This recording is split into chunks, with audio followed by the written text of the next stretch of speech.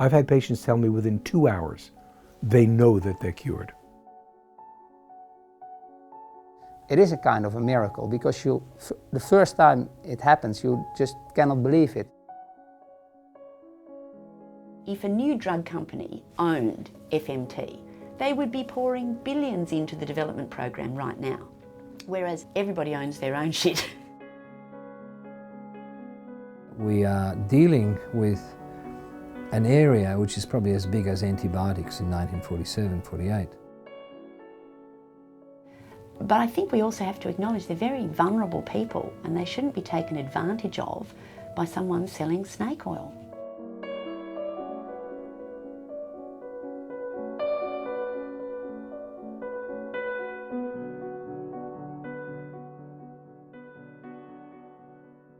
We're really very much at the beginning of working out what the microbiota is or are. It's kind of unclear whether it's a singular or plural term. And what we're starting to appreciate is that the bacteria in our intestinal tract live in communities. And all these communities have subparts, just like every city in the world has neighborhoods. And the people that live in different neighborhoods may be different than the people that live in other neighborhoods, although there's, movement back and forth. So there's this community of bacteria or communities of bacteria.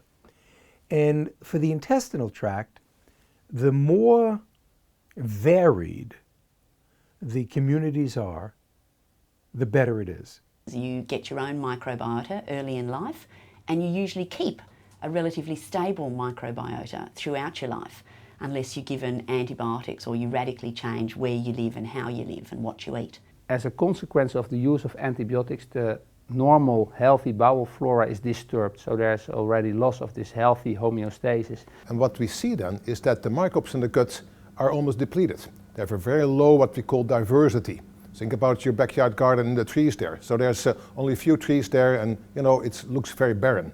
And that's what the gut of a C. diff patient looks like. So C. diff, its proper name is Clostridium difficile.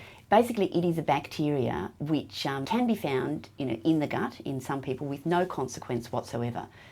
But the problem we have with C. diff these days is that when people are given antibiotics or they get sick, then their gut flora or their microbiota changes. And what tends to happen is it gets a bit less diverse, and so you knock out some species. And C. diff has this really great knack at being able to enlarge and expand into that niche. And when it gets out of balance with everything else that's around there, then it can become invasive and cause a colitis. And by colitis, we just mean inflammation of the colon. It's just having diarrhea. Watery diarrhea at least 5, 6, 7 times a day.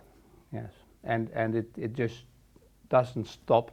And it doesn't always respond to antibiotics. It used to, so it's a bit of a vicious circle. You get it from antibiotic use and then you treat it with antibiotics. But these days, with antibiotics being much more widely used, it's become more resistant. And it kills about 25,000 people a year. So it's a very alarming health problem. I was very ill with it, very ill. This time I was in hospital 2 months, except for 2 days. And they said that I had 2 bugs, not 1, and it was in my bowel and stomach. And it caused severe diarrhoea, and it just wouldn't stop. I was in there very sick, and I seemed to get well again, and I thought, well, I could go home soon. And then one morning I just collapsed and I had it back again. And this is why they did the procedure.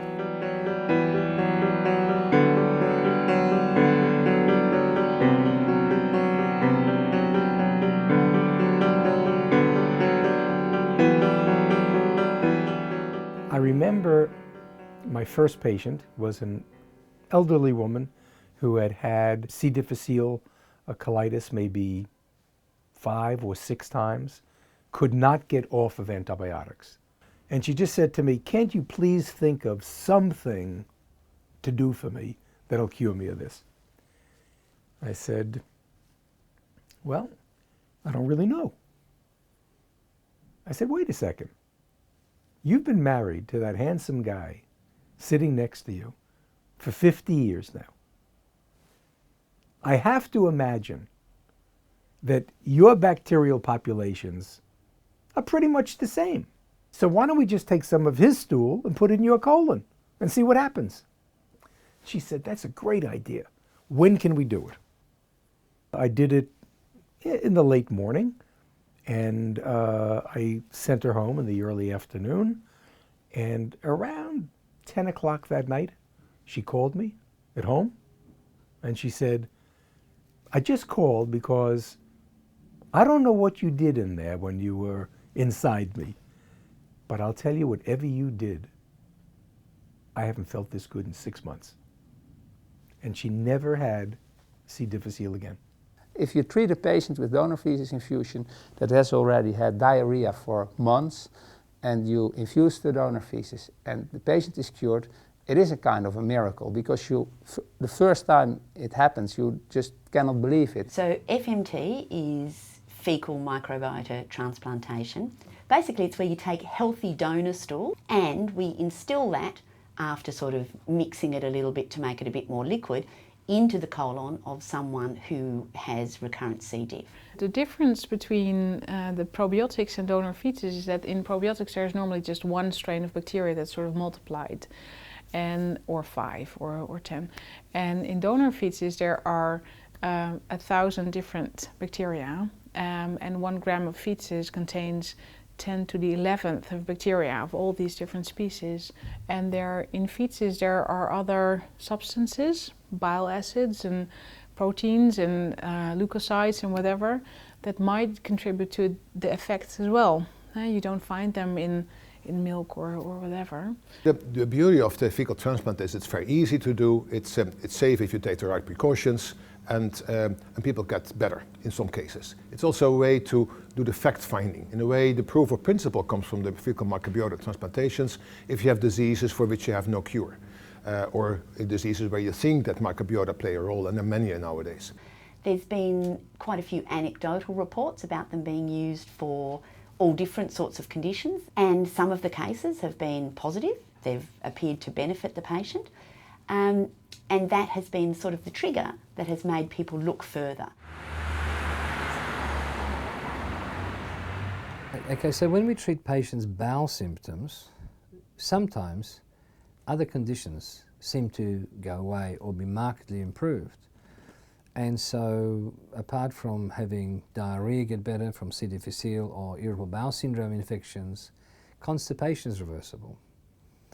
And it's more difficult to reverse, maybe 20–30% at most, unless you do multiple. But it tells us that constipation is not caused by a lack of fibre. Well, we knew that already. But it can be treated by attacking the flora and replacing that. Others that we have treated, autism, and you can get quite a dramatic increase in word power provided the children are fed a bowel flora. Even acne goes away. Why does acne go away? Possibly because we're immunizing, we're stimulating the immune system, which is able to clear these infections, which nothing else much does.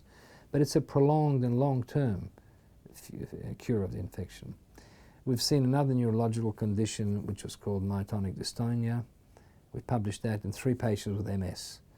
They had mainly constipation. We were treating the constipation, and 2 of them got up out of a wheelchair and walked. Another one was on a walking stick. We had a couple of Parkinsonian patients treated whose Parkinson's went away, enough for the neurologist at St. Vincent's to say, well, I can't find fault, there is no Parkinson's. The bacteria in our bodies, in our intestines, play a dramatic role in our health maintenance, but they also are thought in an increasing way to play a role in the diseases we get. Psychiatric disease, metabolic disease, cardiovascular disease, nutritional disease. So one could say the diseases you're going to get are rooted to a large extent or a small extent. We don't really know the details of this yet, but it's rooted in your bacteria. I think we are at a great divide here, that we are dealing with an area which is probably as big as antibiotics in 1947-48, which will impact medicine tremendously, and we don't even know what we're doing as yet. Nor have we developed the ability to know what is wrong with some of these other conditions. Well, we know in C. difficile the bug is present, and many of the normal components are absent. We know in autism that, for example, Clostridium balti and Desulfa vibrios are present, and there may be others. It's never one disease caused by one bug. But from developing a methodology and curing of each one of them, we're going to get all these answers which will apply to something else. Serendipity. And I really believe in serendipity. So I think we are standing there at the beginning of a whole age of explosions of, for example, reversing stuff like schizophrenia, depression. Severe anxiety, for example, may be related to molecules that are made inside our colon that give us neurotransmitter abnormalities through the circulation. There won't be an organ where these effects will not be felt. And slowly research groups are going to focus on the skin or focus on the brain or focus on the liver. And I think it's going to be an exciting next 20, 30 years. It's fascinating stuff. We thought all research was almost getting ready to be finished, and how we have this explosion of a whole new set of potential etiologies of conditions which were previously closed to us. But what happens if I take your bacteria out and I put somebody else's bacteria in there? We know that those bacteria will last for at least a year, probably longer. Did I, by doing that, in a sense, take away the diseases you're going to develop and substitute the diseases the donor has and is going to develop? So, in a sense, I've made you now a simulacrum, a flawed copy of your donor. Well, will that happen? We don't really know. The doctors have rang me and wanted to know, whether it's worked. Yes, and happily I can tell them that it has.